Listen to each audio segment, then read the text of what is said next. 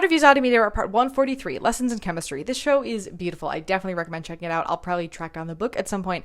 But the story follows a woman named Elizabeth as she tries to follow the organized linear path of life as she sees it going for her, but then life does the thing that it does where it doesn't let you do that. And so the story is about her research as a chemist, but also misogyny and unpredictability and resilience and how love looks like many different things. And specifically with her and the love interest, the two of them turn every human situation into something they can algorithmically break down to understand. They're both often called arrogant and condescending and self-important when they're just being factual. They have fairly flat affect and seem hard to read and are absolute geniuses, but they're also on two sides of the same coin, where she's the hyper-organized, needs everything just right autistic, and he's the sensory-seeking, chaotic, needs to exercise all the time or he'll explode ADHDer. But they balance each other out really nicely, and it's such a natural pairing where neither of them was forced to majorly change for the other person, but instead slowly rub off on each other in a healthy way, which is so rare to see.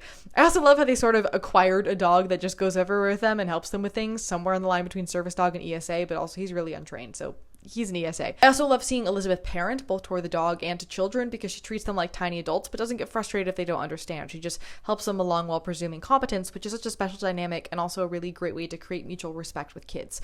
Overall, my favorite thing about the show is how we saw a rigid person learn to loosen up, but not because she was being forced to do it, but because she realizes herself that it's the most logical course of action, and she puts in the work herself to become comfortable with it. I've never seen that before, and it's such a crucial difference, especially when it comes to autistic or artistic coded storytelling, and we really need to lean into it more.